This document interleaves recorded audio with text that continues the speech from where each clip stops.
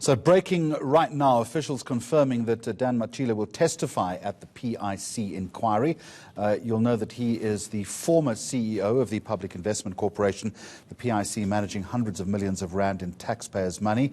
Matjila, if you've been following this one with reporter Heidi Jokos, has been accused of misconduct, with several witnesses naming him at the inquiry.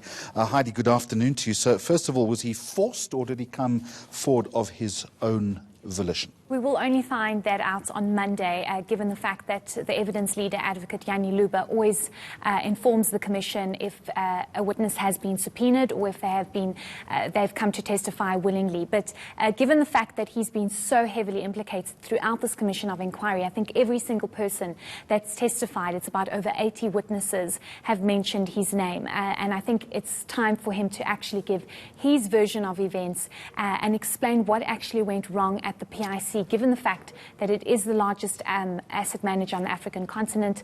Over 2 trillion rand we're talking about here. So 2 trillion rand, it's a huge organization. What exactly then is he accused of? So a number of things, a long list of allegations.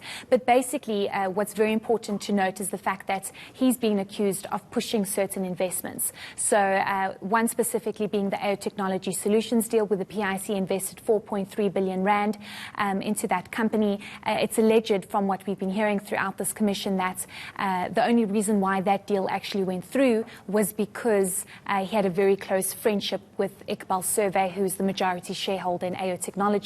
Also, with VBS extending that credit facility, we all know where VBS has landed now, the Steinhoff deal as well. So these are very big investments that the PIC has gotten involved in, and it appears through the testimony that we're hearing that Dan Matjila did not follow proper processes when it came to the investment committee, when it came to the due diligence that the PIC needs to conduct before it invests billions of rands into these companies. Has he been evidence at the inquiry? Never. He has never been at the inquiry. The PIC, of course, sits there. You have their communications team sitting there, as well as a legal team that they've actually hired specifically to assist those who are still working at the PIC. But we've never seen him there, and I think Monday is going to be a very big day. I think we've actually all been waiting for this day, and we didn't really expect it to happen so soon, because from our understanding and from what we've heard from the legal team is that he's only set to come right at the end, because in case somebody else further implicates him after he testifies. I can hear the excitement in your Very voice. excited. I'm not going to ask if you're going to be there or not on Monday. I don't want us to get ahead of ourselves, but what happens if the inquiry finds against him?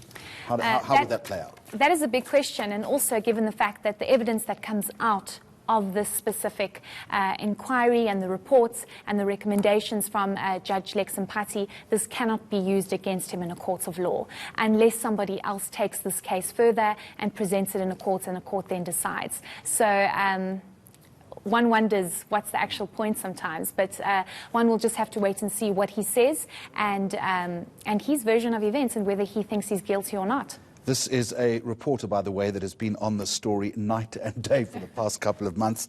And if you do nothing else, tune in on Monday when that all starts to unfold.